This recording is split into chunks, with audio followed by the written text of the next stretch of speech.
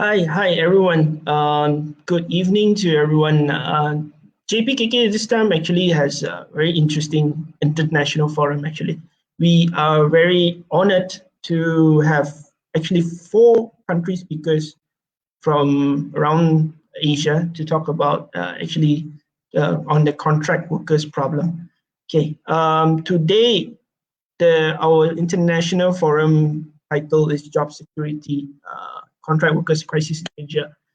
This forum will be conducted in 3 languages, English, Cantonese, and Bahasa Indonesia, because few speakers are from different part of countries. And I think, okay, we just go on with the introduction of some of the speakers. Okay, the first speakers will be from our country, Malaysia. Siva Ranjani Manikam. She is actually the coordinator for the Government Contract Workers Network, which is the Jaringan Pekerja Kontrak Kerajaan JPKK. It's on that. Hi Jani.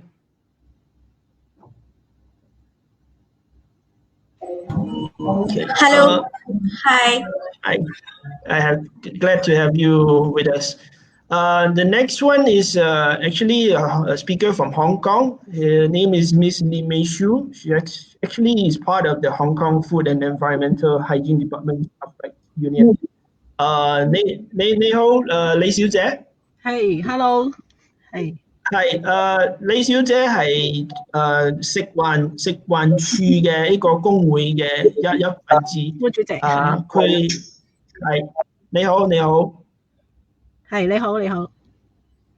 And then next one will be speakers from Indonesia, and his name is Joko Purwanto. He's actually the Karya Utama Union Federation part of it. And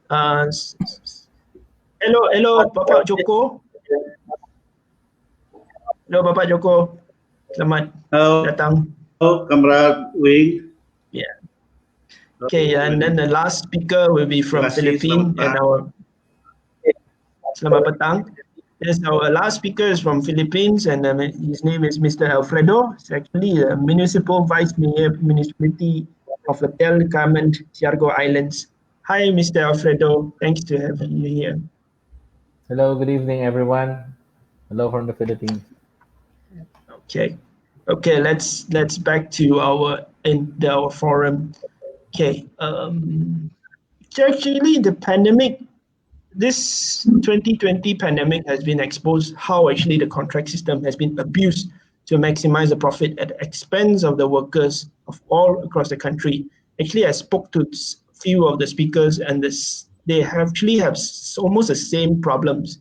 They used to have the permanent job from government, but after that, because of privatization in the name of saving costs, they privatized most of the services.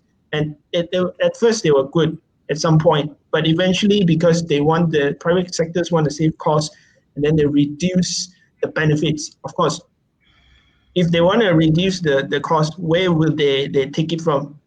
It seems that from our evidence from different countries, actually from the employers themselves.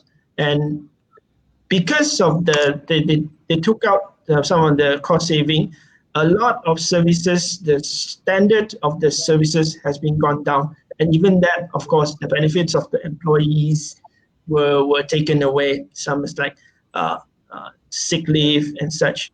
Okay. Sadly, most of them are essential workers, and they have been on receiving end of this exploitative system for many years. Hence, JPKK is proudly inviting all these speakers to share their experience. Let's start with our counterparts in Malaysia, Ms. Siva Ranjani, to share her struggles that we can learn from. Hi, Ms. Jani. Hi, Wing. Thank you so much. Can you hear me? Is it clear? Yes, we can hear you loud and clear. Okay, thank you, thank you, Wing. Thank you for the introduction, and thank you for the other panelists who are here with us from other countries to share their experience as well. And I'm here just going to give some general overview of how this contract system taking away the job security, which is the basic right of the workers.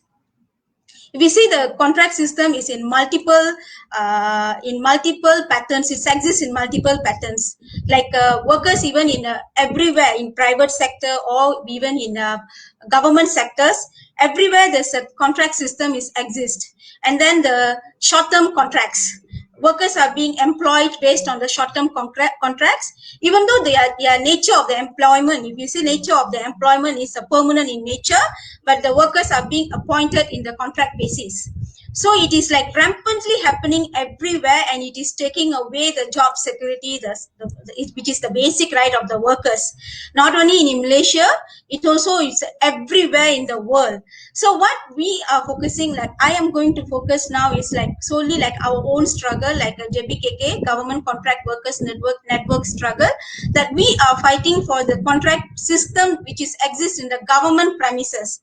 How the government, who is supposed to ensure the welfare of the people, of the rakyat, of the country, they should taking care of the welfare, but how they are also having this contract system within their premises and also taking away people's workers' welfare and also the job security. If we see in Malaysia, in a schools, in wherever the government buildings, schools, hospitals, all these jobs like securities and cleaners and the gardeners, all these jobs are permanent in nature. But what is the government practice is this has been outsourced to the contractors, and these contractors who are being a middleman are the one like managing these workers in the government premises. So there's so much of problem, so many problems which is the workers day and daily facing on their basic things, like started from wages and other benefits. They are losing all their benefits because of this contract system.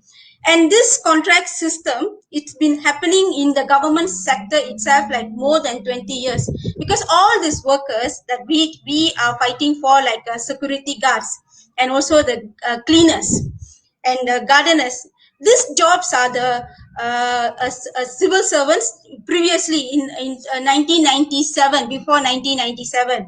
But after 1997, through the privatization policy, the government have outsourced this job to the contractors, private companies.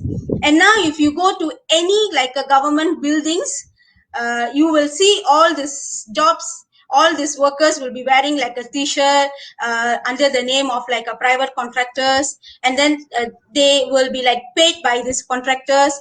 But we are getting a lot of issues with these contractors who are not like bind with the law. Even Malaysian employment laws, they are not paid the wages properly. The wages are stagnant, and the contracts like a very short-term contracts, like 2 years contract, and every 2 years the contractors change. So this is the situation that's existing in the government premises in Malaysia. And now if we see like for example, when we are in the pandemic, and the government is claiming like all the like frontliners. Who are these frontliners? Doctors, nurses, even police, and then military. These are the people who are frontliners. But the government refused to recognize the cleaners and also the security guards who are in the hospitals, also being a frontliner workers, but they are not been seen. They have been forgotten. They're not taken into consideration. They are not recognized as a frontliner workers. Why? Because of this contract system, because they have outsourced these workers to the private companies. So they are taking away all their rights of these contract workers. So this is the situation which is existing in Malaysia in the government buildings. Even though there's a practice, the contract system practice is rampantly happening everywhere in the private sectors. But this JPKK, our network, Government Contract Workers Network, we are focusing the issues, the exploitations happening to the workers, to these workers, this group of workers. We claim this group is a B40 workers, the lower paid workers in the government premises, who are being exploited extremely because of the contract system. And this is what JPKK is fighting for. And then Wing, maybe after we share from what is happening in other countries, like government this issues, maybe I can come back later to answer more detail about this issue. Thank you.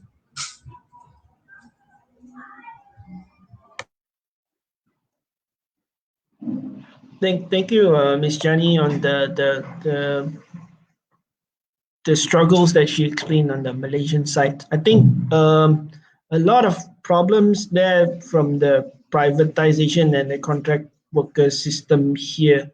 And I'll come back to her with some of the questions. Okay, let's move on with our Hong Kong speaker. Yes. 係 李小姐，你好，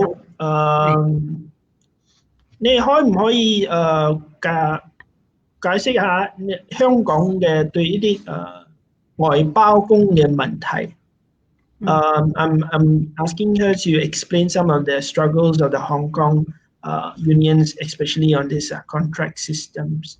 Okay, I will be translating for her, and hopefully it can help some of the public to understand the viewpoint from the Hong Kong. 係 Okay. 我想問下，即係其實我頭先聽到佢講一啲即係話外判工嗰個待遇嘅問題，其實都係同香港都幾相似嘅。即係好多外判工咧都係面對一啲問題啦，譬如話即係工資低啦，係咪？工時長啦，同埋佢嗰個年資咧就因為係短期即係每一兩年簽一個合約咁樣咧，所以佢個年資係唔會累積啦。咁另外咧，即係譬如話其實即係譬如話病假方面可能都冇得累積咁樣落去，咁根本亦都係唔會有一個退休嘅保障俾到佢哋咯。其實即係同香港嗰啲外判工面對嘅問題其實都好相似嘅，呢啲我哋全部都係即係有相同嘅待遇嘅啫。咁但係你話想了解下係香港個外判係點樣，係想我係即係而家介紹啊，定係淨係針對頭先嘅問題講？我 translate 你呢 part 先，然後你可以再 elaborate 解燈化講多啲。Okay, what she said previously was actually it's almost the same case in the Malaysian side, and because of the updates of contract all the time, the wage are stagnant. Even in the same case in Hong Kong, with the contract workers after the privatization, especially also problems like annual leaves. It was taken away, and even there's no job security. I think the key word we have from previously what Ms. Jani said until now, Ms. Lee said is actually the job security. 嗰個外包工嘅嗰個冇保障嘅工作嘅保障。Okay, back to you, Ms. Lee. Okay. 咁就係即係我講翻香港嗰個，我會講翻香港嗰個外判私營化嗰個發展啦，同埋係佢哋即係個影響係點樣咯？即係跟住落嚟下，或者你 translate 下先。可以，我要放嗰個你嘅 presentation 嘅 slide 係咪？係。OK。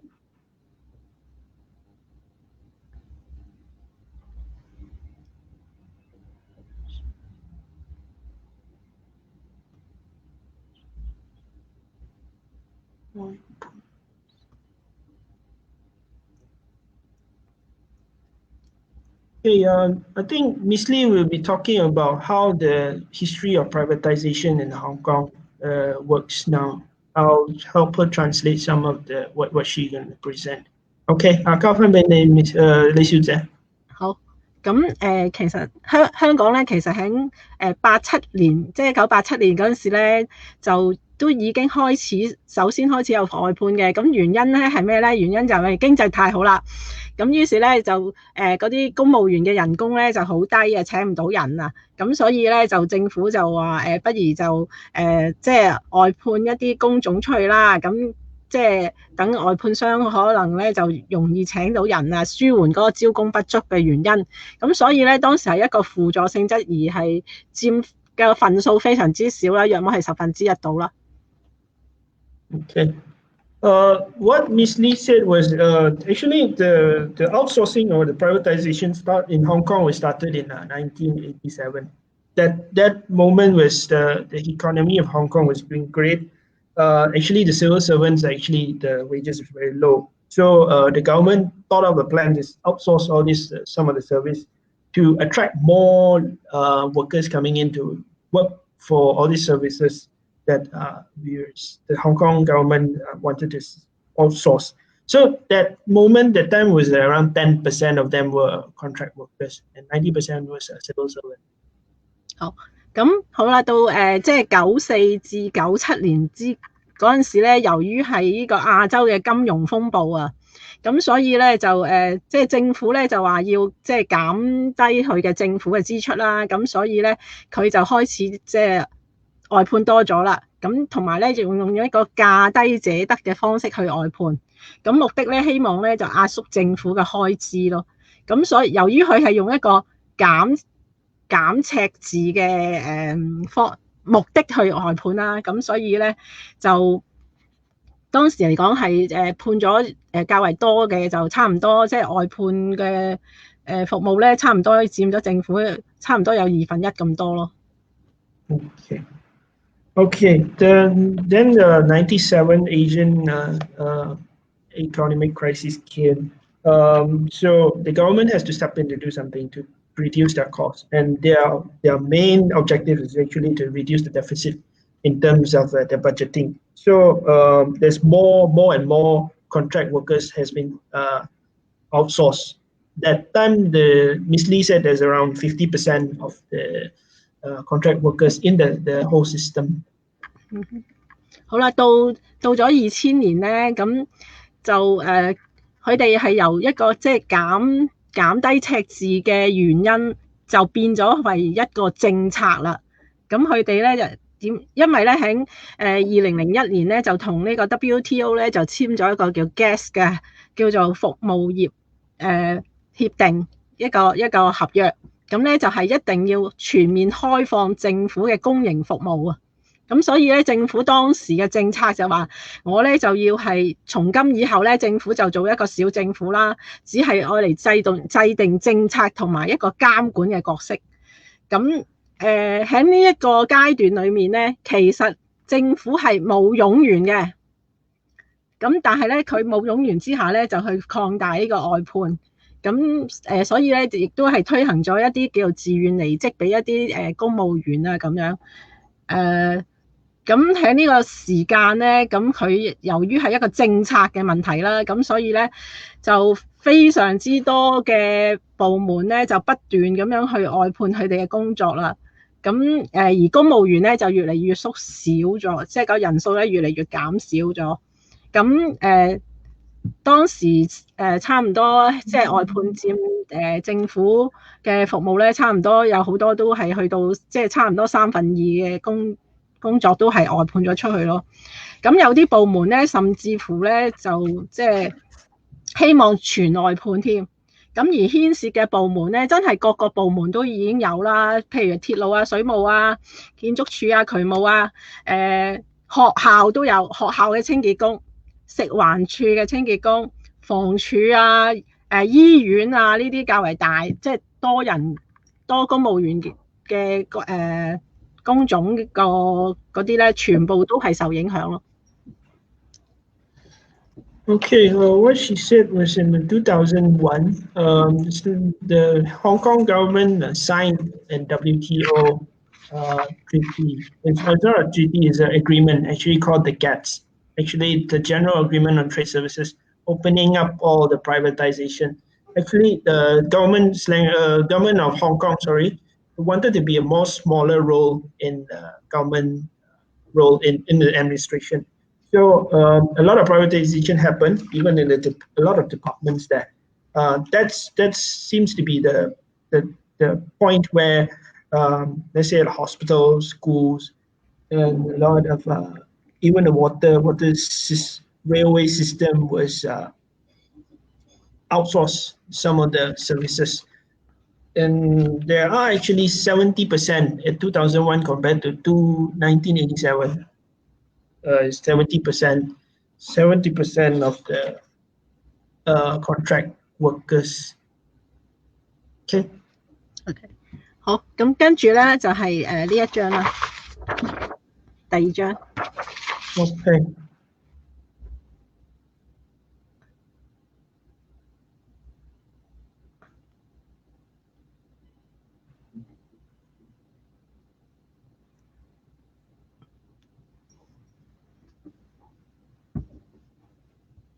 OK 啦，係。咁跟住我會講翻咧，即係喺公共衛生上面嗰個外判嗰個演變同埋個影響係點樣，即係較為詳盡少少講啦。咁就喺2000年嗰陣時咧，就即係我哋嘅外判合約就都唔係話即係好多嘅。咁但係咧就由於佢係啱啱判啦，咁所以嗰個監管咧就好粗疏嘅，咁嗰個服務質素咧就非常之差。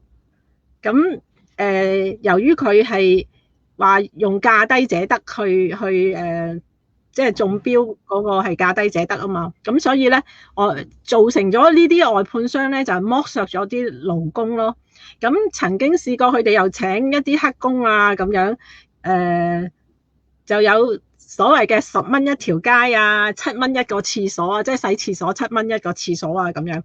咁呢件事咧即係俾啲傳媒咧報導咗出嚟之後咧，先開始有改善咯。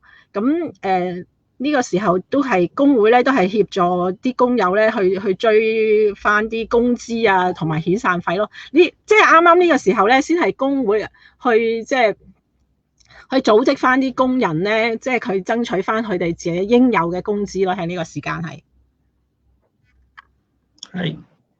Okay, Ms. Lee wanted to now explain and to share some of her experience in the Hong Kong Food and Environment Hygiene Department and the unions there. Actually, in the 2000, when the department was open for privatization and sub out all the contract workers, the service is very bad, and because one of the reason is because of the procurement.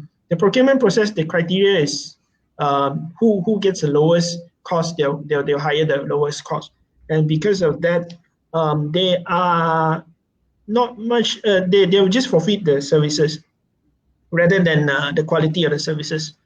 And what disadvantages is the workers that working for these private companies. Of course, if you pay like a lower price, you get the contract will be smaller size, and because there's not much of you cannot get a lot of workers come in, so there's this thing called illegal hiring. Like what Ms. Lee said was like there's two things very interesting here. $10 a street, and the $7 for a toilet, meaning like you pay $10 for a street or one. And then that news blew up and the media reported it. So later the union came out and they organized and they demand more fair treatment on here at the year 2000. Okay. 係，好到03年咧，嗰陣時咧就有一件大事發生，就係沙士啦。咁由於沙士嘅時候咧，即係當時其實都已經係有60%外判咗好多㗎啦。咁但係由於沙士發生嗰個地方咧，就係私人地方，本來就應該係私人去處理嘅，但係咧佢哋就話請唔到人，咁結果咧就要去政府去包底啦。咁政府由於當時發生嗰個淘大地方咧係外判咗嘅，咁但係啲外判工咧就話因為佢哋工資好低，亦都冇一個即係保障俾佢哋咯。即係話如果我感染咗，個醫療點算咧？我屋企人係即係亦都即係唔會話有保障去免費睇醫療噶嘛。咁所以佢哋話我就寧願去，即係佢哋全部都係話要辭職，唔肯去做一啲抗疫嘅工作嘅。咁而當時咧就係政府先發覺，如果有疫症發生嘅時候咧，根本就唔可能靠外判工咯。咁所以由沙士開始咧，佢哋先會諗我係咪唔可以，即係佢哋唔應該全外判，應該就會係有一個叫做危機處理嘅方案咯。咁自從呢件事發生之後咧，咁嗰個合約嘅條款咧就係不斷咁樣收緊啦。咁但係都淨係話，都仲依然係用價低者得，希望即係嗰個標價越低越好咁樣咯。咁都係冇重視嗰個工人嗰個權益嘅。咁而喺呢個時期咧，工會嘅工作咧，差唔多大部分都係即係話，我哋就要去反外判咯，反對去外判啊咁樣，亦都係喺07年嗰陣時咧，亦都係發起第一次食環署啲外判工咧係去遊行啊，同埋咧去05年咧係即係佢哋係走咗出嚟，就話抗議嗰個食飯鐘啊成啊。咁另外咧就係要求食環署咧就係改善嗰個食飯嘅鐘數啦，即係食飯要有錢啦，同埋咧佢哋嘅待遇都應該去改善啊咁樣咯。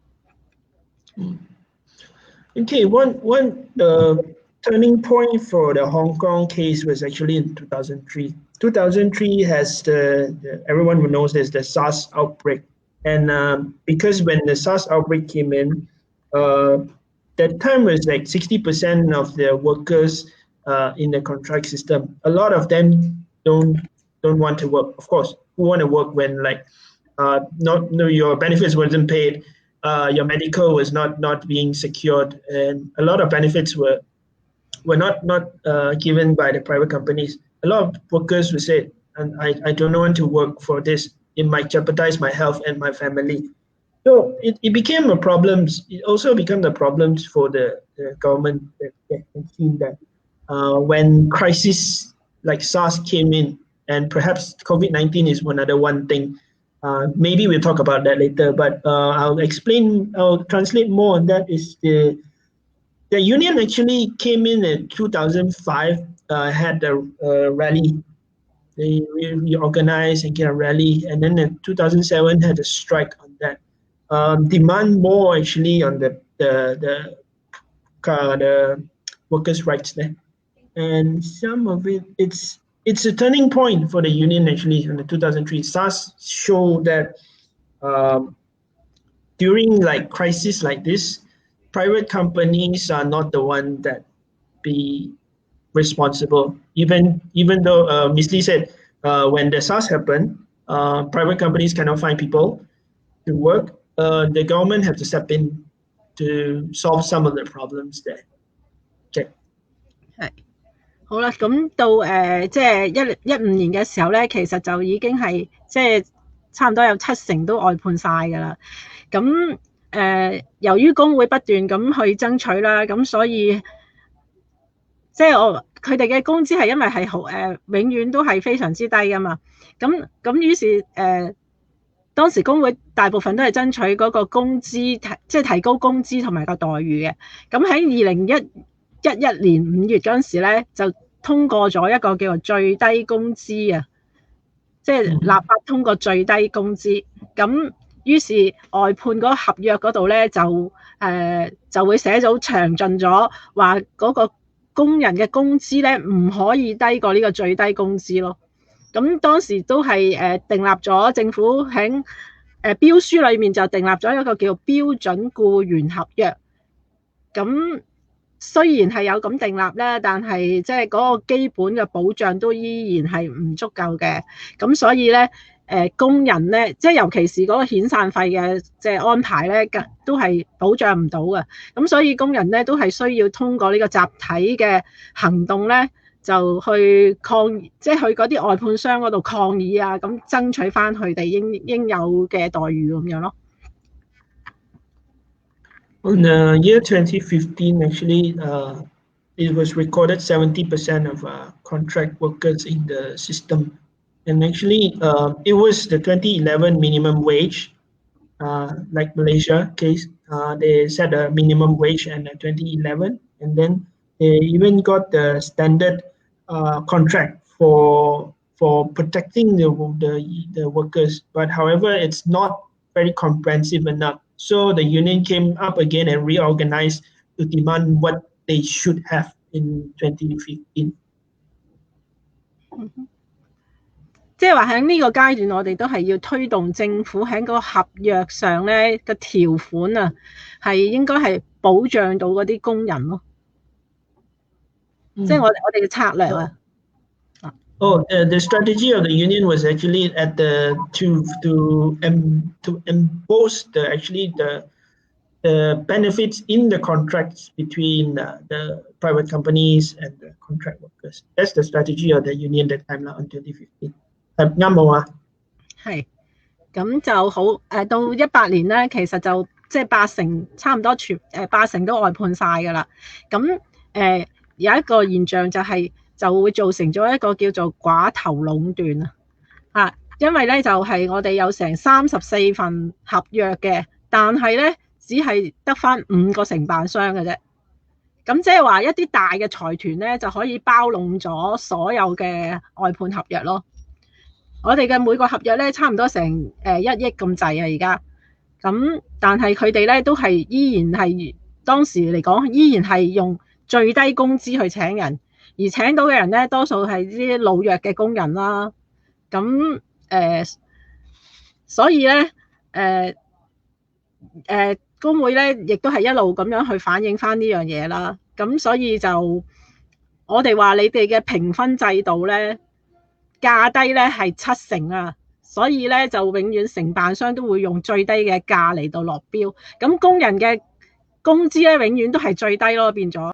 咁所以到喺19年4月嘅時候咧，咁就立法會即係透過立法會嗰邊咧，就立法規定咗改善咗呢個最招標嗰個制度咧，就由7:3比例咧就變為5:5比例。咁即係話嗰個工資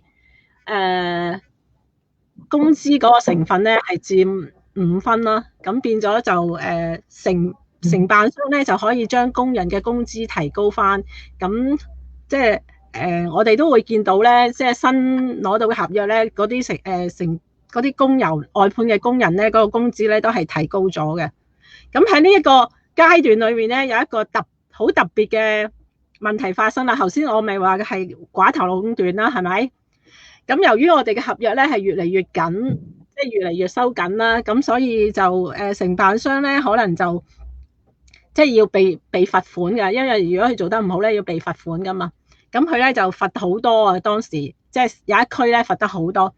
咁喺呢個時候，竟然承辦商咧係利用咗啲工人咧，話政府逼佢哋咁樣去做，即係逼佢哋咁樣去不停工作，就叫啲工人咧去罷工，就逼政府咧就唔監管咧，係即係唔可以咁嚴啊，唔可以罰佢咁多咯。咁即係話呢個時候其實政府判咗出去嘅時候係俾翻承辦商咧，即係你係控制唔到承辦商，承辦商仲可能咧影響到你咯。Okay. Actually, in 2018, 80% of the contract workers is in the system, and that moment there's actually two things happening. Because there's 34 contractors, it becomes 5 contractors, and there comes to it this monopoly phenomenon in the contract procurement of government system there. Then actually there's another thing here again. when we're talking about procurement system, last time it was on the criteria of procurement is really costing, which who has the lowest cost is actually 70% of the procurement process. But the Legislative Council, the LegCo, came in to protect the workers. Of course, the union also fight for it, and they managed to push to the costing procurement criteria to 50%.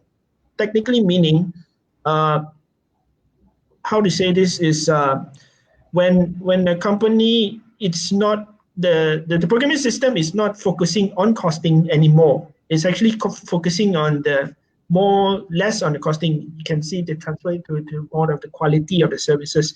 And at that moment, there's actually the Hong Kong case was seen as the sum of the wages of the workers has been raised. So when you're not talking about saving more cost for private sectors, they could put pressure in to give more wages for the workers to improve their quality of service. Actually, there's another thing here also that Ms. Lee said. Because of past years from 2000 and they fight for it, the contract between the contract workers and the private companies has been more protecting to the workers, right? Actually, there's cases of private companies being fined for not following the contract.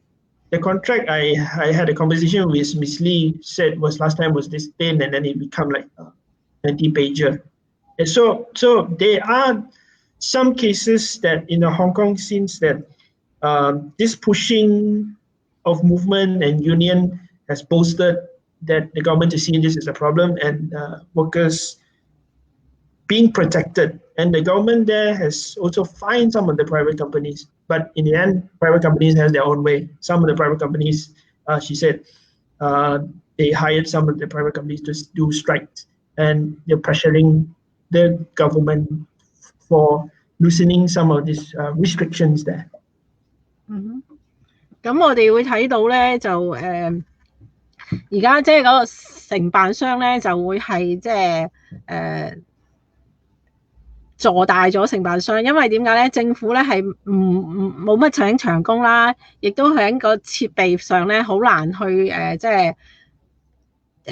即係做翻，即係接管翻。如果承辦商唔做嘅嘢啊，因為譬如垃圾車咁佢唔再買垃圾車，咁如果係外判商嗰啲工人係罷工嘅時候，佢哋唔肯去做嘅時候，咁政府冇得再接管翻，因為佢冇垃圾車嘛。咁所以係被呢個承辦商咧係控制咗嘅。咁變咗話而家政府咧對於呢啲咁大嘅外判商其實係會係一個容忍啦，係一個退讓咯。咁變咗嗰個服務質素就好難改善啦。咁我哋就講翻話呢個我哋審計署咧曾經就即係啱啱今年咧就做咗一個，唔係2000年嘅時候咧係就做咗一個檢討嘅，就呢個外判。咁咧就發覺咧就話外判咗20年咧，咁佢嗰個服務嘅質素咧其實冇改善過啊。咁嗰個潔淨嘅服務嗰個投訴咧係增加咗，而工人嗰個福利咧保障咧依然係好差咯。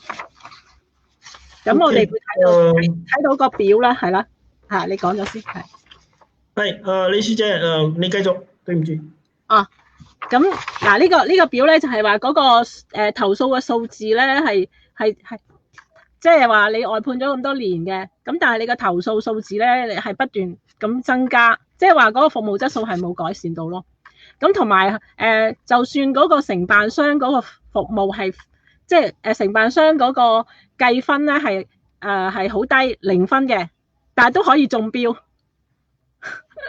咁可想而知嗰個即係好難話嗰個服務嘅水準咧係會係高咯，因為佢表現已經係0分啦，都仲可以中標。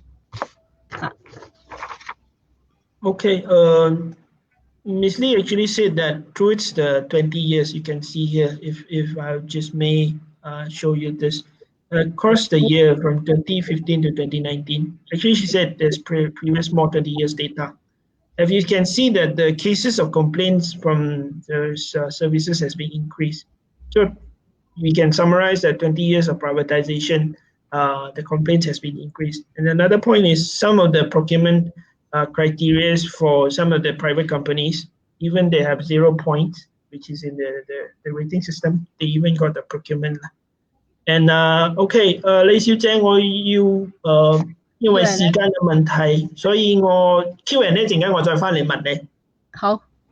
OK， 我哋 move on 另一個 speaker， 然後再翻嚟問嗰個 Q&A。好。OK， 唔該，李小姐。Thank you, Miss Lee. We'll come back for the Q&A 啦。I think because of the time, and it's very interesting this case, Hong Kong case. OK, let's welcome our third speaker, actually our friend from Indonesia. Hello Bapak Joko. Welcome, Mr. Joko. And actually, Muhammad Azmi is actually his translator. So let's hear from what the Indonesian Union Workers case is. Okay, Bapak Joko, boleh terang sedikit pasal perjuangan union di Indonesia dan macam mana mereka memperjuangkan. Baik, terima kasih. Thank you everyone. Comrade Wing.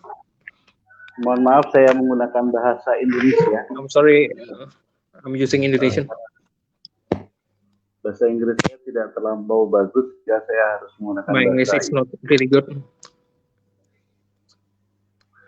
Baik, saya akan sampaikan yang pertama soal the first about bagaimana sejarah outsourcing, the history of outsourcing di Indonesia. In Indonesia. Outsourcing di Indonesia itu dimulai dari globalisasi neoliberal. Ini kan telah menjadi the Indonesian outsourcing start from neoliberal globalization. Menjadikan negara-negara neoliberal berlomba meningkatkan sistem pasar tenaga kerja fleksibel di negaranya. The neoliberal globalization has made neoliberal countries competing to increase the labor market flexibility, labor market system in their own countries. Di mana negara dalam hal ini diberikan semacam ancaman bahwa jika tidak segera memperluas pasar tenaga kerja fleksibel, para investor dan perusahaan akan pergi ke negara lain yang lebih aman. Where every countries in this case got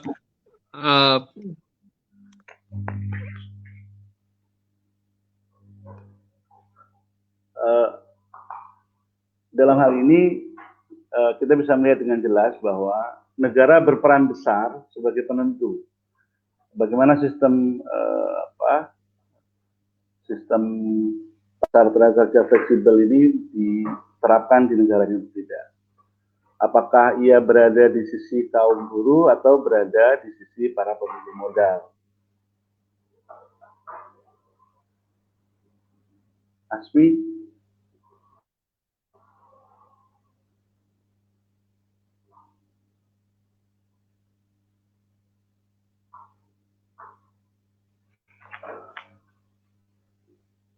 Baik, saya lanjutkan. Pemilik modal tentunya sangat berkepentingan dengan sistem kerja kontrak dan outsourcing, karena dengan menerapkan atau memberlakukan sistem kerja kontrak dan outsourcing ini, mereka dapat mengefisienkan biaya produksi, salah satunya upah murah pada buruh kontrak dan outsourcing. Sistem ini menghindari pesangon ketika terjadi pemutusan kerja, serta berbagai jaminan atas hak dasar buruh demi mencapai keuntungan semaksimal mungkin. Okay, is Mr. Azmi there?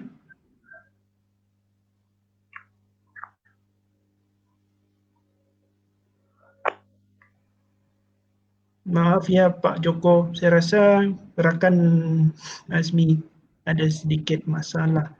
So Pak Joko boleh ulang apa yang Pak Joko cakap so saya boleh translate. Oh, Azmi is back. Azmi. Yeah, they can by implementing contracts labor system and outsourcing, they can make the production cost much more efficient.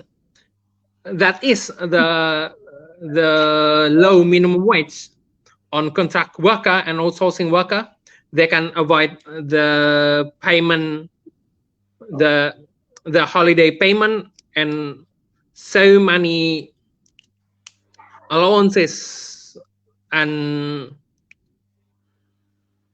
so many allowances on the workers' right, and they are competing to get as high profit as possible.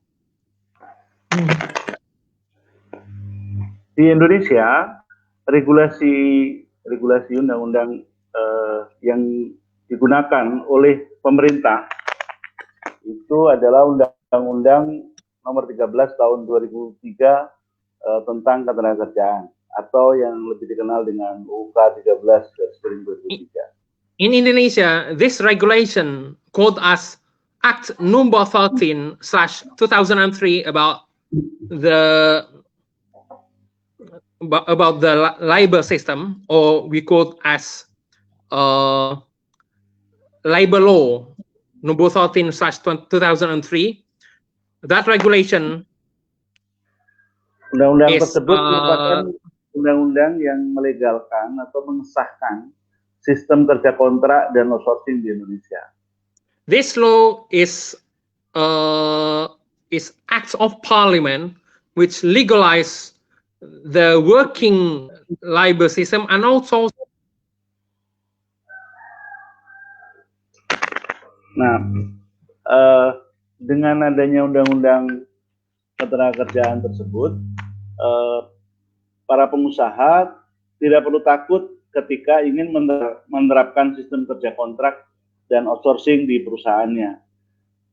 Sebelum ini, untuk catatan bahwa sebelum tahun 2003, sistem kerja kontrak dan outsourcing itu sangat dibatasi dan sangat sulit diberlakukan di perusahaan.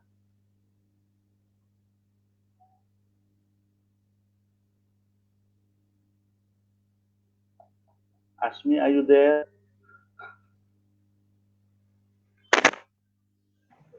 Okey, tidak apa Pak Joko. Saya rasakan saya boleh tolong terjemah sedikit lah. Okey, Pak Joko mungkin terangkan sedikit dan saya akan rumuskan sedikit dalam bahasa Inggeris. If Azmi is back, then we can do that. Okay, Azmi, if you're still there, I suggest Pak Joko can talk a bit so he can just summarize what's his. So no need to like translate word by word. If it's good for you. Kamrat Wing, saya bisa kirim bahan yang saya sampaikan, barangkali bisa membantu untuk diterjemahkan dalam bahasa Inggris. Boleh ya, boleh.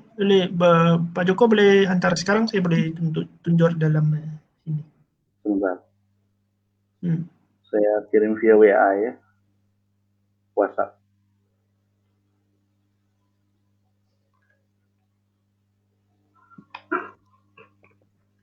Okay, saya sudah dapat itu file. Okay, Pak Joko has sent me some of the files, then I'll share it to the screen, so I think it will be better for the public to read this. Okay. Sorry about the problem. Give me 1 minute. Okay.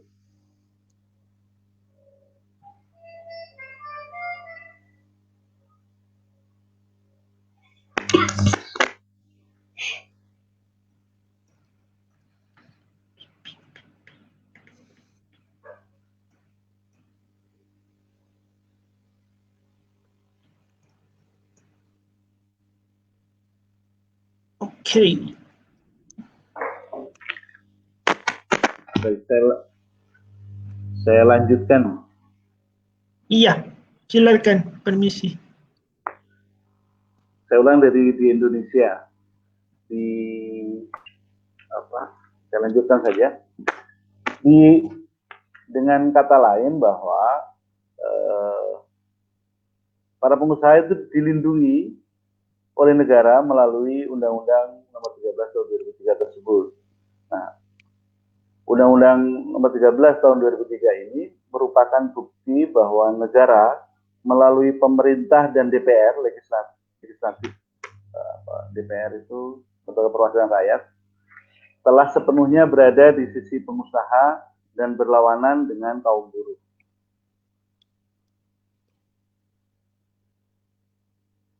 Kamrotin?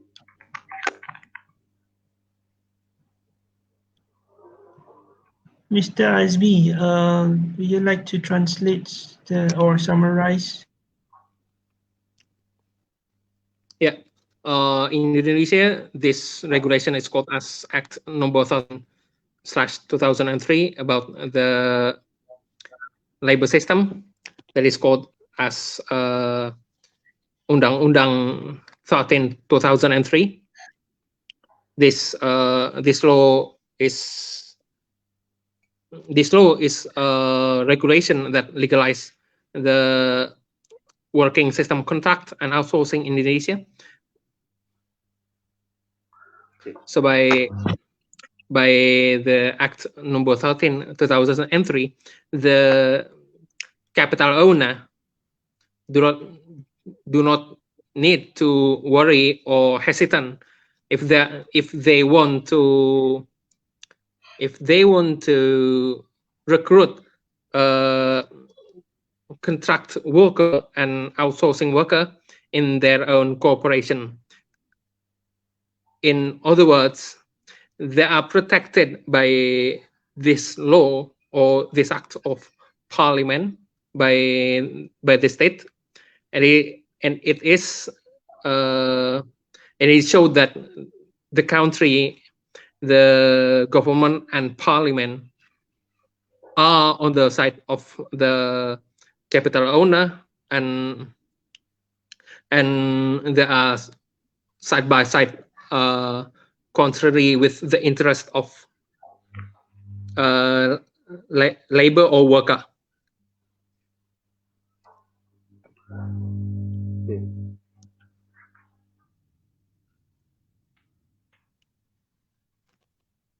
Saya lanjutkan di darurat outsourcing di BUMN. BUMN itu seperti perusahaan kerajaan lah kalau di Malaysia. Badan usaha milik negara BUMN. I want to explain the danger of outsourcing in government-owned corporation. Praktek hubungan kerja yang menyimpang dan mengeksploitasi hak pekerjanya secara masif. Kepastian kelangsungan kerja yang ini mengibatkan kepastian keberlangsungan kerja yang kerap dikebiri, kontrak kerja yang terus berulang-ulang dalam jangka waktu yang pendek, 1 tahun, dan perlindungan kesehatan dan keselamatan kerja tidak diprioritaskan, hingga upah dan jam kerja yang timpang. Belum lagi soal adanya diskriminasi. Kemudian pemberian fasilitas kesehatan dan uang jasa bonus yang berbeda, serta PHK sepihak dengan mudah adalah penderitaan yang menghantui nasib kaum buruh, termasuk pekerja atau buruh di BUMN, termasuk di perusahaan listrik negara yang menjadi basis salah satu anggotanya Federasi FSPKU. Yeah, the industrial relation practice that is exploiting the right of the worker have been done massively. There are so many working status that is still unstable. The working contract already have to resubmit it in very short time, at least a year, 2 years or 3 years. contract. It is very short, and also the health security and the security of working also aren't prioritized, and it also touch the wage and the working hours that is still unsustainable and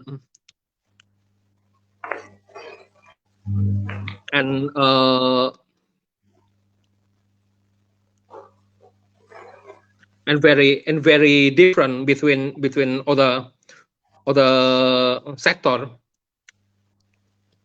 We're also facing the dismissal.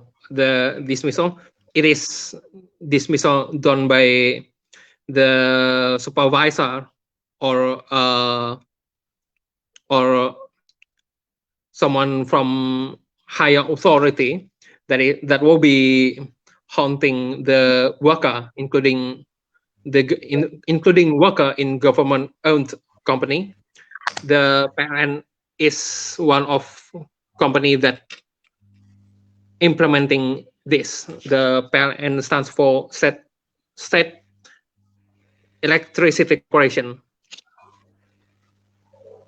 Bahkan saat ini di perusahaan BUMN, di PLN khususnya, malah menciptakan model baru pada kontrak kerja bagi pekerja outsourcingnya, yaitu pekerja permanen, pekerja tetap, tetapi berdurasi 5 tahun. Sesuai usia ataupun berdasarkan dari proyek yang didapat dari perusahaan outsourcing. Kemudian ini perusahaan BUMN, artinya perusahaan BUMN sudah menciptakan aturan di luar undang-undang ketenagakerjaan yang ada.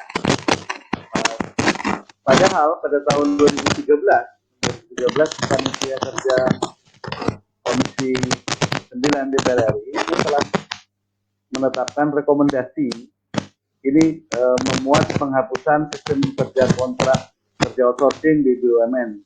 Namun hingga hal itu tidak pernah dikerjakan. Keputusan BUMN DPR RI ini karena desakan dari guru ketika kita melakukan aksi secara nasional bersama-sama tahun 2013. In this time, the government-owned company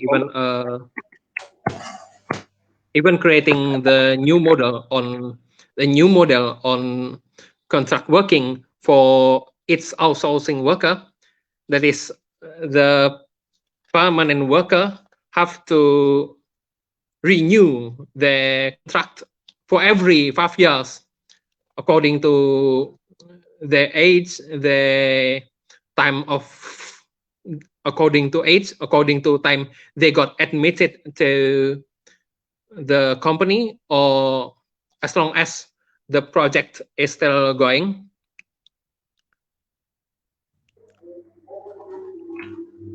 So we can make a conclusion that the government-owned company even creating the regulation outside the Act of Parliament. However, around 2013, when Standing Commission for Workers' Rights in Parliament made a recommendation that requested the removal of outsourcing system in government-owned company. Unfortunately, sadly, so many companies never implementing the recommendation made by Parliament. Okay, Azmi, also some questions there. You said that the government tried to protect the workers, the union, right? But in the end, on 2013, there's not much work on that, is it? The Parliament tried to try to fix the law by creating a recommendation that outsourcing should be removed. Unfortunately, so many companies not implementing what they done by Parliament. It is only recommendation, not a new regulation or act or new act of Parliament. Can you share us on the especially the PLN the problems there? And you can ask Pak Joko on that. What are the benefits were taken away of these state-owned companies, like what you said? You can explain again. Kira-kira apa saja benefit-benefit yang harusnya didapat oleh pekerja PLN, tetapi masih belum dirasakan oleh para pekerja PLN? Ya, hal-hal yang tidak didapat dari pekerja BUMN itu saya katakan lanjutannya. Yang pertama, itu tidak mendapatkan jenjang karir. Sistem kerja kontrak dari perusahaan yang diterima oleh karyawan outsourcing itu mempersulit karyawan untuk mendapatkan jenjang karir yang lebih tinggi. Jadi posisinya tetap terus, tidak pernah terganti. Kemudian tidak mendapat kejelasan mengenai masa kerja. Jadi kapan saja di PHK. Kemudian tidak mendapatkan jaminan kesejahteraan. Kesejahteraan itu misalnya tidak mendapatkan cuti atau libur, tunjangan kesehatan, dikenakan pemotongan upah ketika tidak masuk kerja. Dan ini itu yang digunakan untuk mengeksploitasi buruh outsourcing, sehingga tanpa perlu kehilangan banyak modal. Jadi sudah kerja no work no pay, itu yang terjadi kan. Kemudian dengan tidak ada jaminan ini kan jelas akan untuk mendapatkan kesempatan hidup yang sejahtera dia akan lebih rendah dibandingkan oleh karyawan tetap. Kemudian pendapatan terbatas. Yang nomor 4 adalah pendapatan yang terbatas, sulitnya dengan jelas sulitnya mendapatkan pekerjaan pada kondisi hari ini itu menjadi alasan mengapa banyak pencari kerja itu menjadi buruh outsourcing meskipun dengan penghasilan yang terbatas. Kemudian dengan di PLN itu seringkali ada potongan gaji yang diterapkan terhadap karyawan outsourcing sekitar 20-30% dari total gaji yang diterima setiap bulan. Pemotongan ini tanpa adanya kejelasan ataupun transparansi dari perusahaan outsourcing, dan ini mempersulit kita untuk dapat pelaporan. Kemudian dan soal pemberangusan serikat industri dengan sistem kerja kontrak dan outsourcing itu posisi pekerjaannya rentan untuk di PHK, sehingga prakteknya ini banyak digunakan untuk memberangus serikat atau PHK para pengurus dan anggota serikat. Sementara kalau benefitnya upah-upah yang diperoleh sebenarnya kalau setelah saat ini kondisi kita dengan dari 6 itu setelah berserikat akhirnya sekarang semua hak itu dibayarkan lewat perjuangan demonstrasi selama bertahun-tahun ya, akhirnya dipenuhi. Ada kemenangan-kemenangan lah yang bisa didapat dari teman-teman yang bekerja kontra di misalnya seragam setahun 2 kali APD dapat, kemudian tunjangan itu mulai asuransi kesehatan dapat, asuransi tenaga kerja, asuransi hari tua, asuransi kematian, asuransi kecelakaan kerja, sekarang kalau sudah dapat, termasuk hak libur akhirnya sekarang diberikan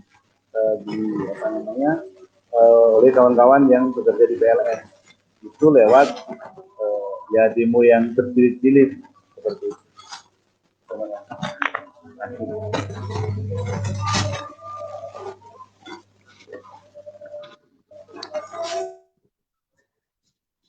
Udah? Ada lagi?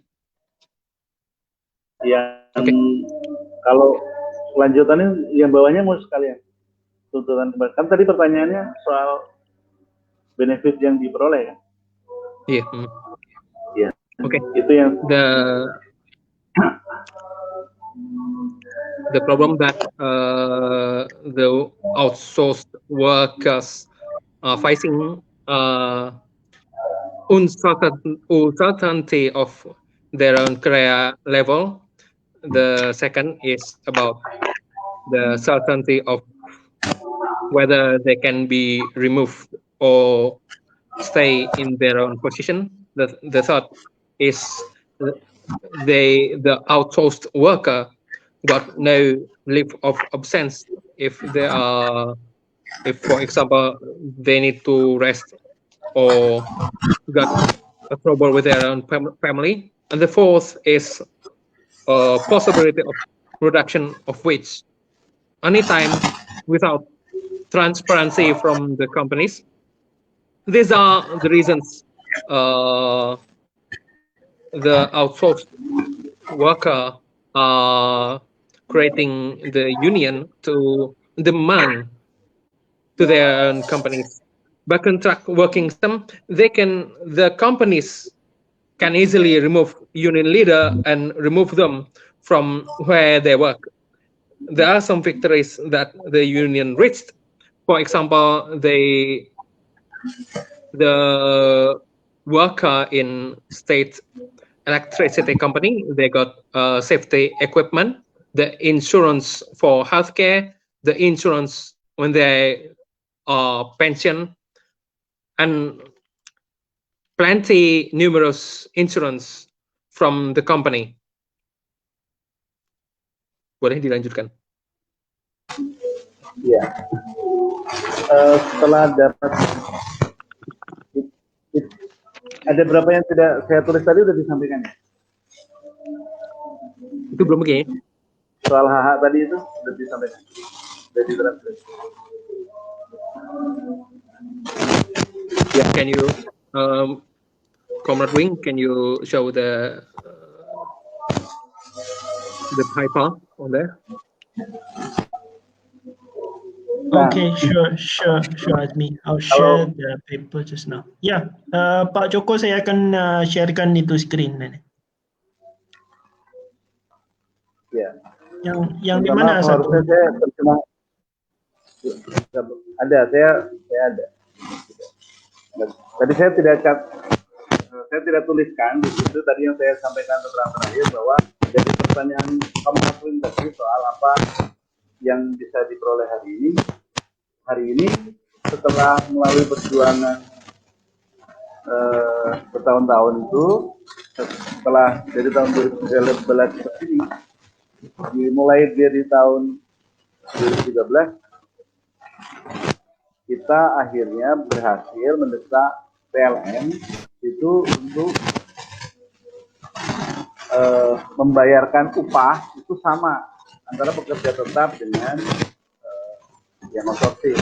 Yang berbeda dari pekerja outsourcing dan pekerja tetap itu hanya soal status kerja dan uang pensiun yang berbeda. Tapi kalau soal apanya ini sama. Nah, di bagian akhir saya sampaikan bahwa sistem kerja kontrak dan outsourcing itu harus dihapuskan. Dari apa yang saya jabarkan di atas itu telah digambarkan secara jelas bahwa sistem kerja kontrak outsourcing adalah bagian dari skema labor market flexibility, pasar tenaga kerja fleksibel yang melanggengkan sistem politik upah murah dan hanya menguntungkan para pemilik modal dan mengeksploitasi pekerja atau buruh. Maka sudah selayaknya jika sistem kerja yang dianggap sebagai bentuk sistem perbudakan modern itu harus dihapuskan. Bukan hanya di BUMN, tapi juga di seluruh perusahaan yang masih menggunakan sistem kerja kontrak dan outsourcing itu harus dihapuskan. Aswi? Okay. Since 2013, there is numerous time we demand to the company, that is state electricity company, to pay their wage. We finally got what we demand. We finally received the wage from state electricity company. The difference is the status of the contract and length or period of working time. We still are on bargain with state electricity company. We would like to say that labor market flexibility system is a new form of modern slavery.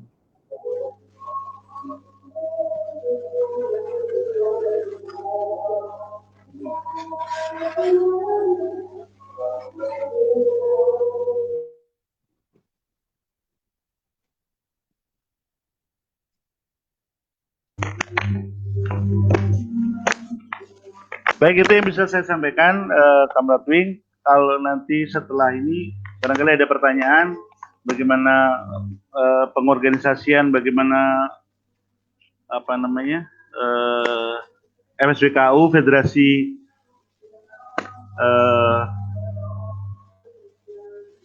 Federasi saya itu berjuang melawan sistem kerja kontrak dan outsourcing. Walaupun sampai hari ini penghapusan ini masih belum berhasil, tapi setidak-tidaknya hak-hak minimal, hak-hak normatif yang harus diperoleh oleh kelas pekerja itu hari ini bisa diperoleh, terutama di PLN, perusahaan listrik negara.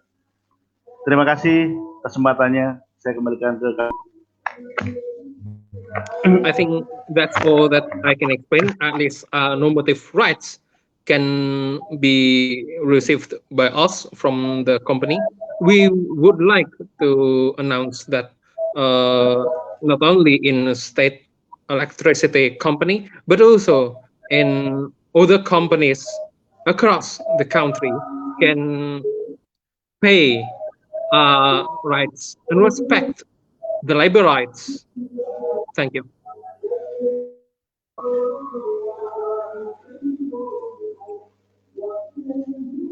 Maybe we can go to Q&A session.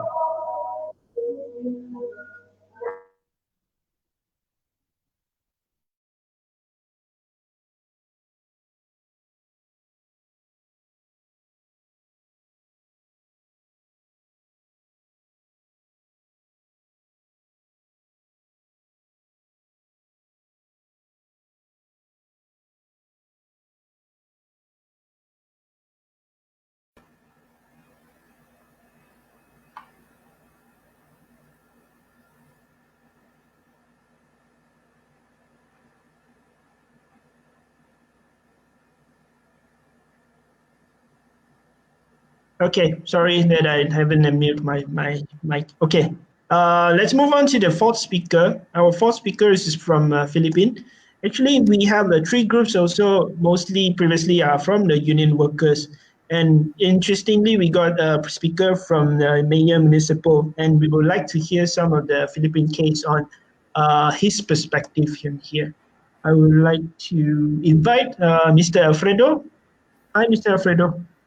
Hello, good evening. Thank you very much, Wing, for the invitation, and to JPKK for this opportunity to share the Philippine perspective in terms of government contract workers. Should I start? Thank you. The floor is yours. Yes, Mr. Alfredo, the floor is yours. I got the slides ready for here. Okay, thank you very much again. First, I'd like to greet everyone a wonderful evening.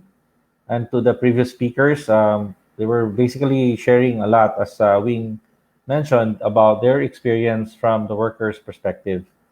I'd like to give an opinion coming from the government side, specifically the local governments in the Philippine setting. So to start with, let me introduce myself. I am Alfredo Ocoro II. I've been a mayor for 9 years already in the town of Del Carmen in Siargao Islands. Right now, I'm a vice mayor of the same town and also a senior fellow for health equity in Southeast Asia. Our island is a bit famous. Siargao Island was voted as the 2019 #1 island in the world by Condé Nast for tourism. It's all because everybody took part and participated in the governance process, transforming our island from an unknown location in the world to become the #1 island in the world. And this is where I'm coming from in sharing our story and our context in terms of how we were managing our contract workers in our locality. But allow me first to give you an overview of the contract-based working in the Philippines. Next slide, please. So, to give you a better perspective, in the Philippines, in the national level, we have a Department of Labor and Employment, which is basically a ministry-level agency, a national government agency that handles everything related to labor relations. And in their study, in 2016, this is the most formal published data, almost 25% of the private sector workforce are contractual employees. This is still true to this day. And since then, when our current president assumed office, even before he assumed office, he was already committing, next slide please. Our current president, Rodrigo Duterte, already committed to end contractualization. We call it, in the Philippines, we call it ENDO. It means the end of contractualization. Committing to, as part of his campaign promise, to end it all and have everybody hired. So he signed several documents proposing his interest as a policy direction to end contractualization. The next slide, please.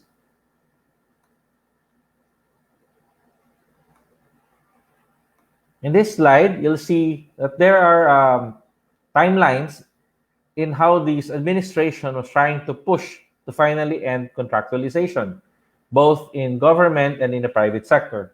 So since 2015, prior to our 2016 election, then Mayor Duterte said contractualization is not for a country like the Philippines. And he made that as a campaign promise, and it also helped him catapult to his position today. And in 2016, when he first assumed office, in his first State of the Nation address, he said that our Department of Labor and Employment would consult with labor groups and companies on how we will be able to end contractualization. In 2017, the year after, Department of Labor and Employment signed a department order which set the strict guidelines for contractualization. And as this happened, the same practice as what is reported in other countries and with our previous speakers, they shifted from direct hiring to manpower agencies. And the manpower agencies were now ordered to regularize their workers. This particular department order was challenged by several manpower agencies. In 2018, on Labor Day in the Philippines, our president signed an executive order against illegal contractualization, and they had a definition of what illegal contractualization was all about. It means not to abuse certain human rights, but not necessarily ending or illegalizing contractualization per se. In 2019, with all the promise made by our president, with the passage of the Security of Tenure Bill, when it reached his office, the president, with the opposition endorsed by the various employment organizations and investment organizations in the Philippines officially vetoed the security of tenure bill.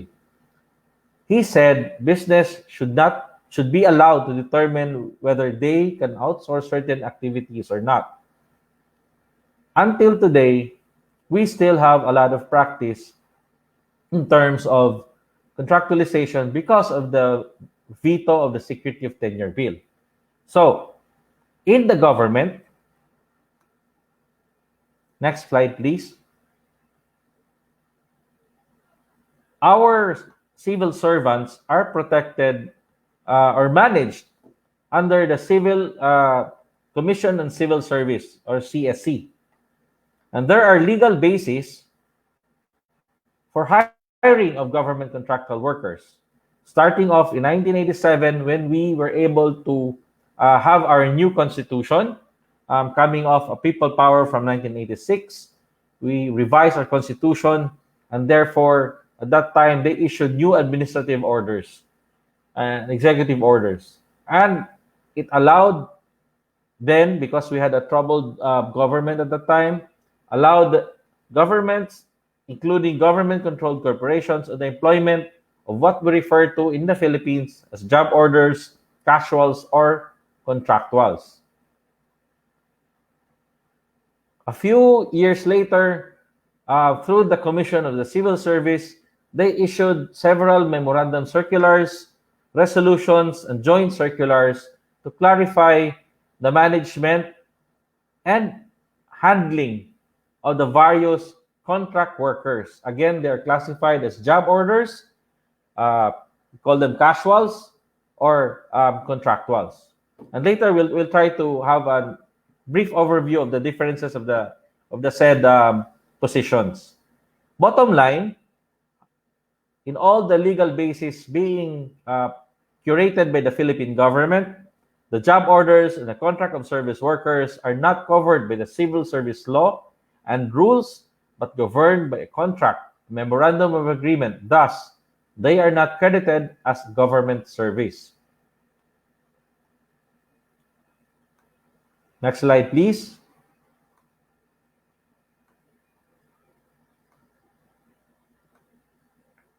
In this slide, you will see in a study made in 2017 about the number of job orders or contract workers in the government.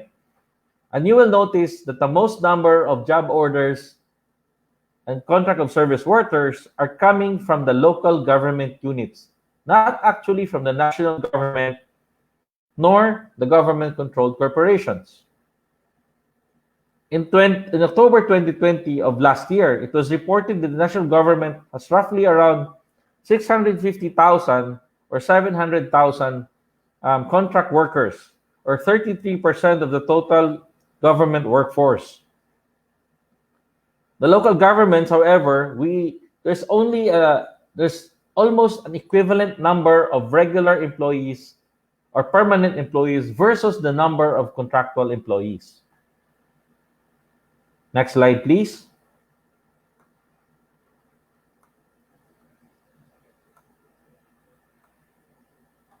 So what's the difference of government contract workers? Not on paper, but in actual practice and how we do it in both local and national government. The first, the casual or the contractual worker, ideally, you hire them for technical work. You enroll them in government social benefit programs like social pensions, housing pensions, etc. They're entitled to bonuses and paid leaves and other incentives. They normally have a harmonious workplace relationship, despite with regular employees, despite the difference in their employment status. And both if there's a union or the national agency or local government agency, they have established initiatives for contract workers. The job orders, on the other hand, they're ideally for utility work. There is no government social benefit unless you pay it yourself, but not under the government social benefit program. So it falls under the private social benefit program or the social pension run by a government-controlled corporation for private individuals. or businesses. And similar to the contract workers, the job orders enjoy a very good working arrangement with regular or permanent employees.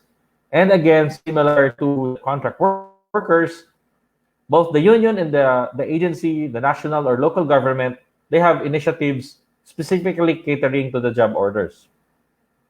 What's happening though in the last few years is that because the casual or contractual workers have all of these different social benefit programs, for the government agencies to have the flexibility of using some savings, what most of the agencies did was to reclassify all of the casual and contractor workers as job orders.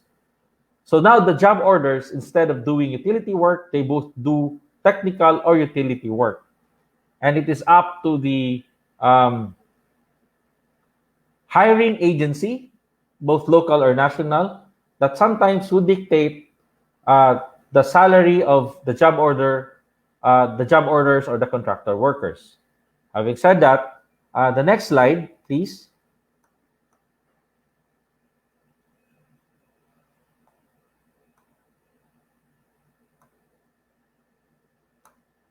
This slide shares to you the hiring option for contract workers. So both job orders and the contract of service workers are subjected to the same hiring and selection process as undertaken by regular employees. So sometimes we give them exams, or they have to go through the series of interviews, similar to a permanent employee. There is option to be directly hired by the local or national government agency. And in several cases, as reported also by our colleagues from our comrades from other countries, they are indirectly hired through another agency that serves a sort of a manpower company. However, in the firing process, the regular employee or the permanent employee are protected by the Civil Service Commission in the Philippines. But the job orders and contract of service workers in the bureaucracy of the Philippines are very dependent on the local or national agency leadership. So whoever is the current leadership has the power to actually fire, because it's based on a contract, and a contract you can terminate anytime as long as you have a valid reason. That's where the volatility of the security of tenure comes in. Next slide, please. Now, let me share some observations. Just a quick one, just to give you a perspective of all of the other items I have mentioned. In my own observation, I still believe that contract workers and contractual and job order employees, again, in the Philippine context, are necessary to address the increasing workload, especially in the local governments. Again, if you remember, there are more job orders or contractual employees in the local governments versus the national government. A lot of the workload from the national government, because of our devolution, because of our approach towards strengthening local governance, a lot of the workload has been transferred to the local government. But the local government, because of also the bureaucracy, are only allowed to use up to 45 to 55% of our money for creating salaries, positions with regular positions with salaries, which means we cannot just create a position for to hire a permanent employee unless we will have more money to increase our capacity to absorb them. But because there is increased workload, there is a need to increase manpower. Otherwise, overworking your existing regular employees will just result into really inefficient government services. Second, I believe, in my own observation, again, that the focus should be strengthening on the public services. The reason that a lot of these job order employees would stay around in local governments and national governments is the idea that somehow, at some point in time, they will be absorbed as a regular employee. But like any employee, they would still need support from government in other forms. And by strengthening public services like education, health, and governance systems, focused on addressing the cycle of poverty, a lot of the people that works in our local and national governments in the Philippines have not completed collegiate level or university level education. We will be able to address it in terms of their family cycle of poverty by providing their family members that quality education, very good health services, and appropriate government systems to push them out and have their own options or choices in what they need to do. By strengthening all of these public services, even those working as a job order or temporary employee will have the necessary public services appropriated for their families. And third is that our government, must push inclusive economic policies to drive the behavior of the people towards multiple choices for livelihood. A lot of our rural communities in the Philippines have the government as a primary target for employment,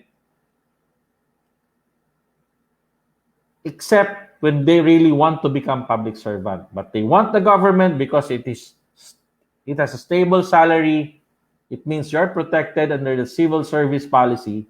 But if there are multiple options for livelihood and inclusive economic policies that allows them to explore being an entrepreneur, a businessman, be hired in by the private sector, then least of your worries is hiring the job order employee. And we have experienced this in our community when we pushed for tourism as a primary industry and catapulted us to become the #1 island in the world in 2019. It created multiple job opportunities elsewhere. That created a lot of regular positions in the private sector that has the flexibility to immediately create these positions to absorb them, versus in the government that has to go through the bureaucracy before positions can be created. With that, let me end my talk with saying Salamat Karajo sa Ijo Hurot in our dialect in Surigao in the Philippines.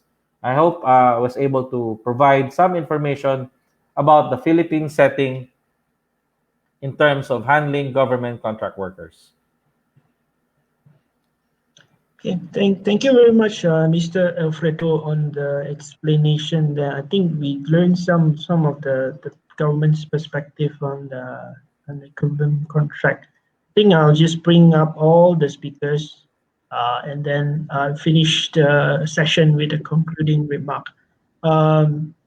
Untuk sekarang saya akan menjemput semua speaker dan kita akan mengubal forum ini dengan satu ucapan penutup lah.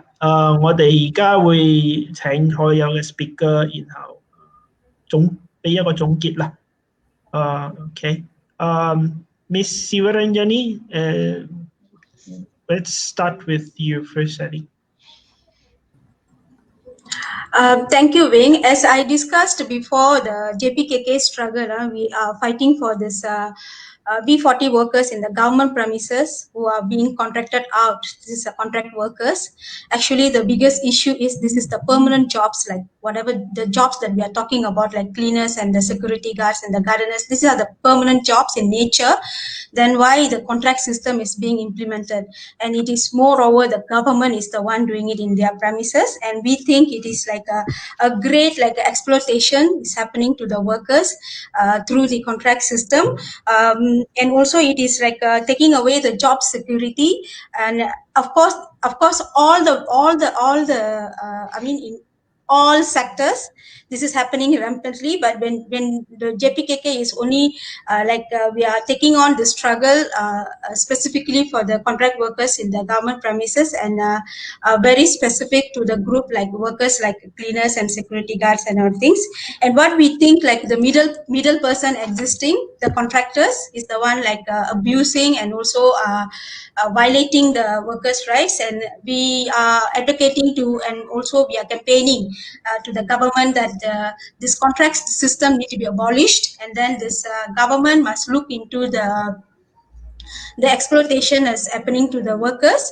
And also this we are proposing direct employment, because they are working somehow in the premises. They should be given a direct employment, like how they did it before 1997. All these workers have been employed under the government, by the government directly, without cronies like this middleman since existing. Because we also found that in our research that who are these middleman's contractors. All these people are the ex government staff before, and then they were like become a crony of the political cronies, and they were given the contracts to run these contracts in the government premises.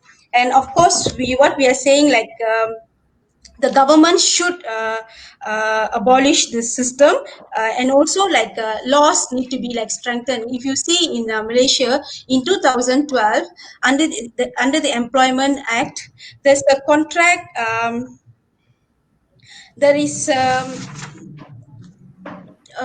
what we see, like the law has been amended to allow this middleman the existing of this middleman in contractor for labor. So what we are also telling the government that this has to be amended back, and then they should not recognize this middleman for the permanent jobs. They should be hired directly. And same goes to even the JPKK struggle to the government contract workers, which we are doing it. And also recently, if we see in Malaysia in 2019 in May, we have like a case law. That means we have like a precedent case where Ahmad Zari Mirza Abdul Hamid versus AIM Cyberjaya Sendirian Berhad. This case have given a very clear judgment in that case, that when the worker, he's a migrant worker, the migrant worker have taken up the case against the employer for the unlawful dismissal. The court have clearly said he was employed in the fixed term contract, and then his contract was renewed numerous times. So when the contract has been renewed numerous times, it is no more a fixed term contract. That means it's no more a seasonal job. So it is a permanent employment. It's a permanent job.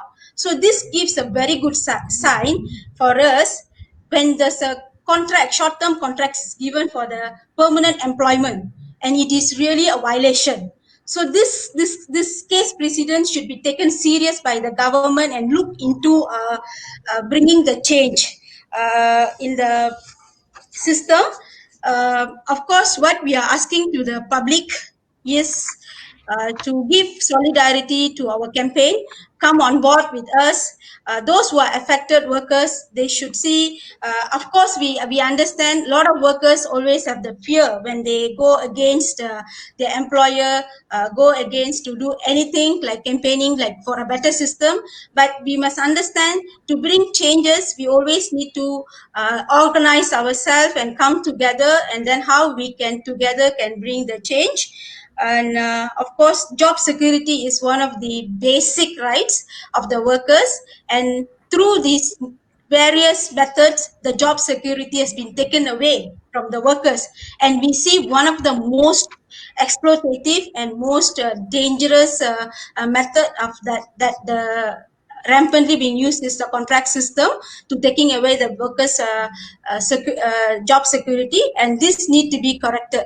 So how we can do it? We only can do it by come together and then plan the action, and then how do we want to bring it to the government of the day. And also it is very much dependent on the political will by the government when they want to make the changes. So we should work towards that. Thank you so much, Wing. Thank you so much for everyone. Thank you, Ms. Jani. That's pass it to Miss Lee to make a concluding remark for her presentation. 李小姐，而家我哋可以俾一個總結啦，麻煩嚇。該。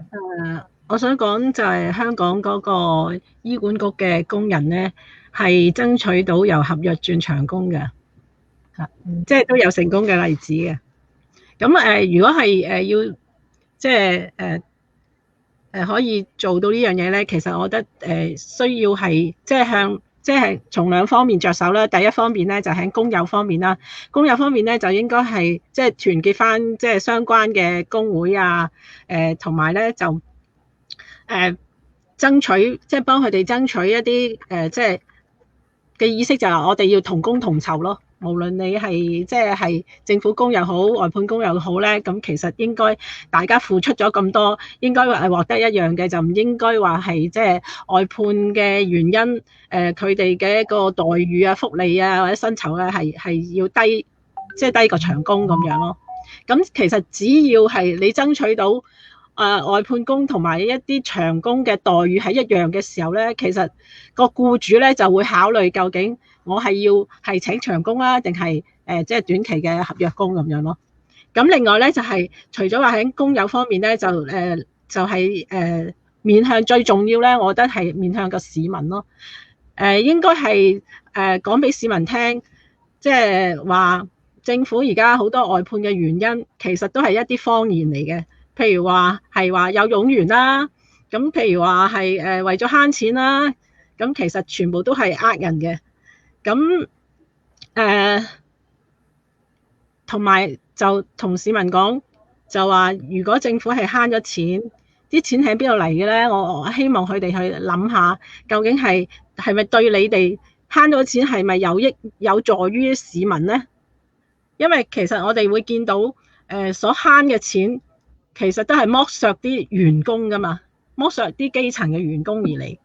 咁而呢個利益咧係咪真係有利咗市民咧？咁我哋會見到好多例子，其實就唔會嘅。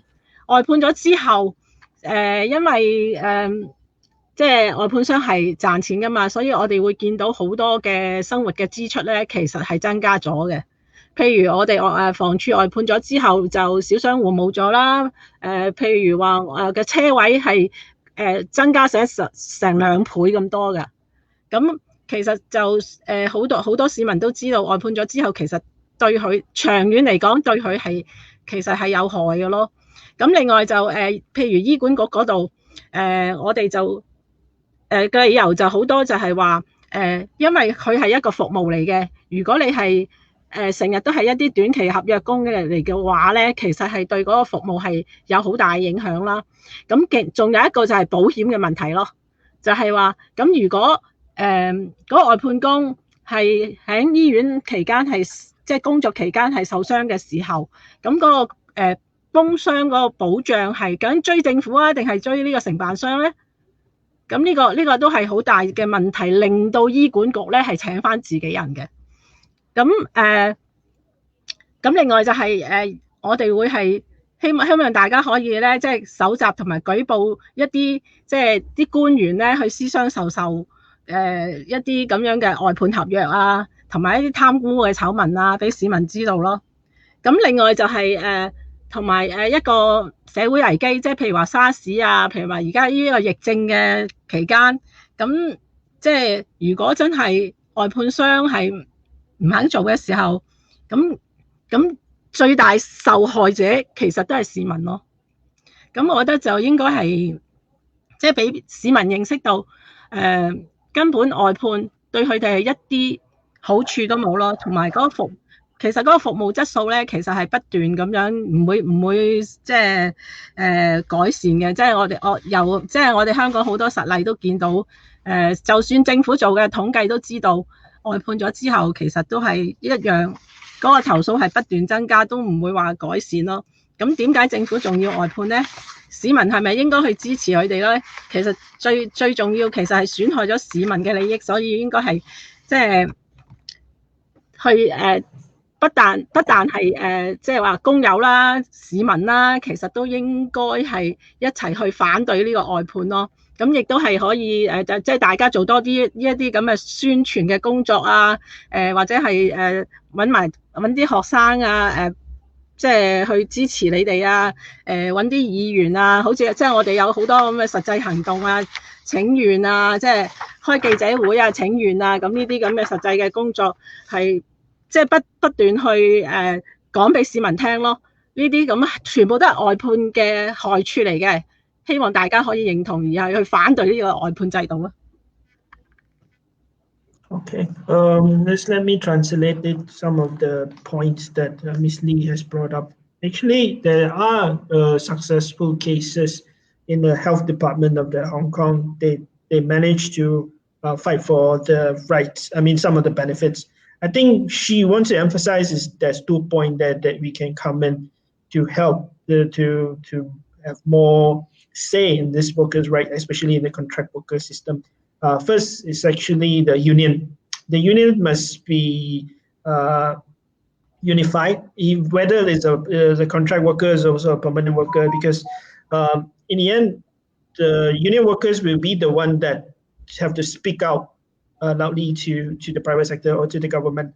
I think the second point is actually from the public that she said that everyone should try to convince the public for telling them actually the outsourcing would jeopardize their lives. As some cases in Hong Kong is cost of living has been increased, parking spaces because of these are outsourced to the private sectors.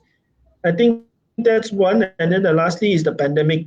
Pandemic problems made Hong Kong case to think, should these services, some of the services like hospital cleaners or such, should be privatized or not, or should be in the government. And I just take this summarize this part, and we'll bring in the third speaker, Pak Joko, untuk merumuskan presentasi Pak Joko. I bring in Pak Joko. Okay.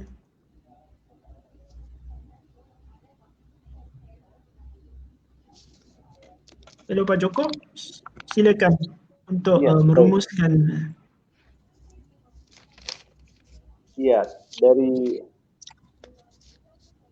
pengalaman kami soal bagaimana melakukan penghapusan sistem kerjanya itu kita tidak berhasil untuk menghapuskan sistem kerja kontrak dan outsourcing di PLN. Tetapi setidak-tidaknya bahwa kami telah berhasil mendesak terhadap perusahaan milik negara ini soal hak-hak normatif, hak-hak dasar dari pekerja, misalnya soal hak cuti kami dapat, asuransi dari mulai asuransi kesehatan, asuransi hari tua, jaminan hari tua, jaminan kecelakaan kerja, jaminan kematian, kemudian uang dana pensiun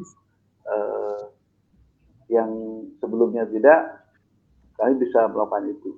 Ini yang bisa berhasil didesakan terhadap perusahaan milik negara yang bisa kami desakan, dan ini memang bukan persoalan yang mudah ketika tidak terjadi perlawanan yang hebat terhadap pemerintah.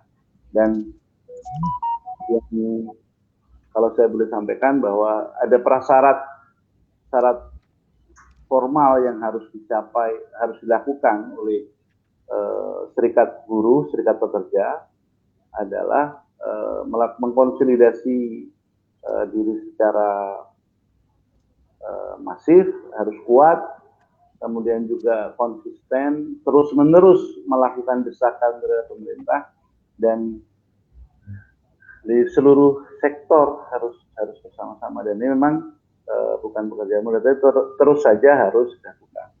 Dan di catatannya di saat pandemi ini, kami juga berhasil mendesak perusahaan PLN terutama untuk memberikan hak untuk tes, rapid test, swab test yang dibayar oleh perusahaan yang bila kita melakukan pekerjaan yang berisiko terpapar COVID-19, sehingga buruh di PLN tidak perlu melakukan membiayai diri sendiri, tapi dibiayai oleh perusahaan. Dan ini yang harus membutuhkan kekuatan dari serikat buruh pekerja yang sekali lagi tidak boleh lemah, harus kuat. Catatannya bahwa hari ini pemerintah Indonesia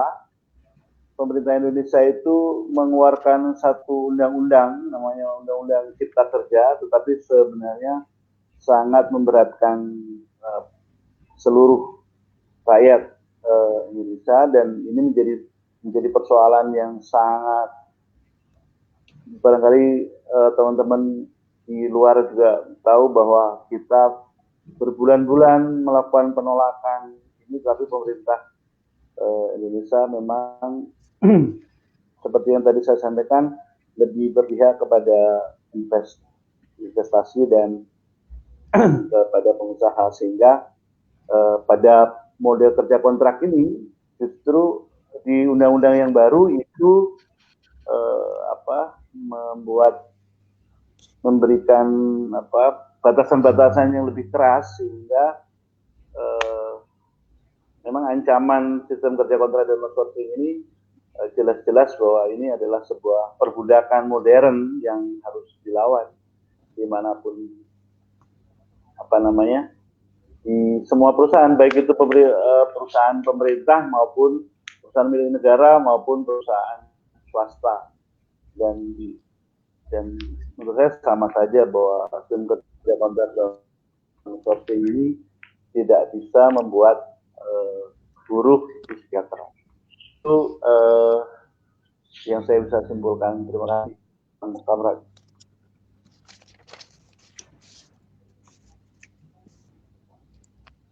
From our experience about elimination of the contract system, we realized that we still haven't succeeded, but at least we got our basic rights: insurance for pension, insurance for healthcare, insurance for accident, and civil allowance.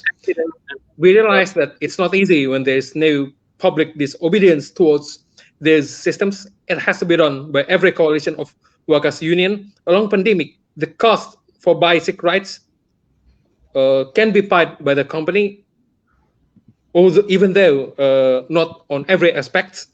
Today, not only Acts number 13/2003, but also Omnibus Law Act on Job Creation is strengthening contract system on industrial relation.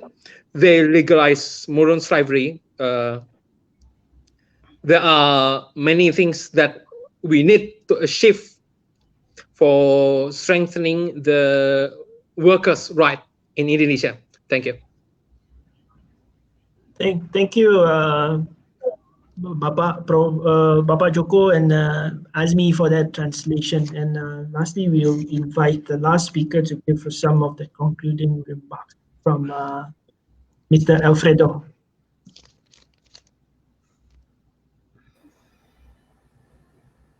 Yasmin. Hi, Mr. Alfredo, would you like to have some concluding remark before we end this session? Something that just summarize that what you have and what's your point of view on the contract system. I think it's very important to see it from the government point of view. So apart from the union rights, I think we'll let Alfredo to share some of that can conclude from what his presentation earlier on. Yeah, I understand really the sentiments of the workers and what was shared by our colleagues. from the different countries, it's similar to every country. There is really a need to somehow strengthen, first of all, how these different labor organizations work, um, in terms of reaching out to the employing agency, whether it's government or private sector. There has to be a collective effort to understand where the other one is also coming from. For example, in government, there's a limitation of resources. The resources are coming from taxes that is collected also from ourselves as workers, from businesses. So that limitation of resources, you have to try to understand how it's being spent. Is it being spent to benefit the many? For example, are we building better roads? Are we building hospitals, schools? That's why there's a limitation of resources, because there's a spending limitation of how you will be spending resources, and you cannot just say that 100% of our resources will be placed in hiring. That's why there's always an option for contractualization or work or job orders, because you need that flexibility. I do understand that a lot of the sensitive issue is that we keep on hiring the same. There's a need for that specific resource, and there's a need to really hire that specific resource, but we're hiring the same person. That's why you need them to be, let's say, regularized. But you also have to understand why can we do that? Why can we rehire the same person? Because we want to somehow put a sense of stability to the tenure of that person, but we cannot just hire them because of the bureaucracy. The limitation of our hiring capacity is only up to this level, to a certain level. And the other side is that we will need this resource, but we don't want to hire another person because this person can do the same job. So we simply have to what you call this have another contract with that person. As I mentioned in my presentation, we have in the Philippines, there's a practice of having very specific support mechanisms towards the contractual workers. The key is also, in your own experience, are the contract workers in your country, are they harmoniously working with the permanent workers? Because in the Philippines, it's the same. There is, except for the salaries and the stability of the work, there is a very good relationship. That's why you don't really say, it's a taboo to say, you're just a contract worker. We don't say that because we work. We understand the value of your work. Even in these times of the pandemic, I heard examples of that. They were risking because they're cleaning. I understand. I fully understand that. But you understand that we cannot hire because we need that money to address health. And that particular job that has to be done can really be done by anybody. You want to focus your meager resources on hiring. Probably, I don't want to say a more important technical work, but sometimes you have to evaluate, all of these different choices that we have to do in terms of how you would like the government to be run or your organization to be run. So if there's really a need to hire, let's say, a temporary scientist, why are temporary technical workers no different from utility workers? There's no difference. They are all workers. But why are we making a big issue of the utility workers? Because they have lower income. And because they have lower income, they have higher risks. And that's why I pointed out, if there is an option to improve public services, then you significantly decrease the risk, because now they can run to a public hospital that provides very good service because you were able to invest good government money in building a better healthcare system. If their children can go to a very good public school system because you put money there, then their children can have a better option later on if you placed resources hiring technical people to develop a more inclusive program, economic program. So a lot of these things contribute to various reasons why there are such workers. And I don't think in any given future that we can get rid of contract workers. A lot of us have been doing contract work, both in private and in individual capacity. A lot of us, I don't think any of us has never done that. We have done contract work. It's just that the benefits are different and the pay scale are different. So the risks are different. So I hope we could my perspective is to bring you to the other side also. Not saying it's better or worse, but try to have a bigger picture. So when you position yourselves in trying to negotiate, try to negotiate on a bigger picture. What benefits the many of our workers? Is it increasing their salary? Is it increasing their benefits? Is it increasing their insurance? Because you might have a lower pay, but you have a very good healthcare insurance. So there's a lot of ways to play around to make sure that the risks that these workers are taking can be renegotiated so that they're in a better position to protect themselves and their families. Thank you.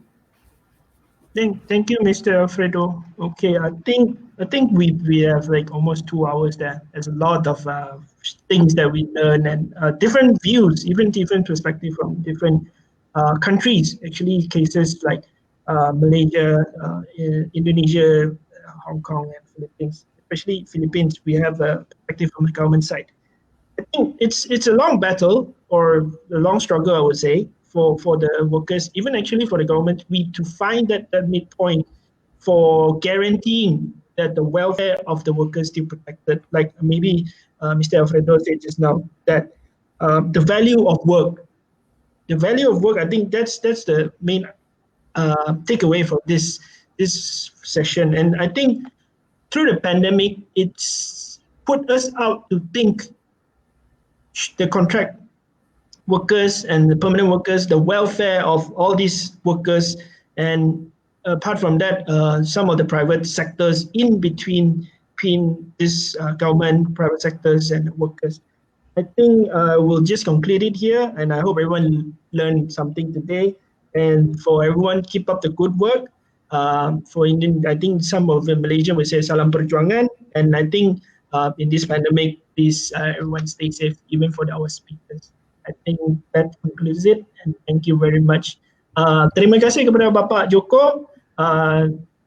So stay safe lah untuk pandemic ini, and 唔該嗰個李小姐。疫情當中就自己大家注意身體健康啦。Okay. Thank you, Ms. Jani, and really thank you very much for the Muhammad Azmin also for the translation. Thank you very much. Thank you. I'll text you. Bye bye. Thank you.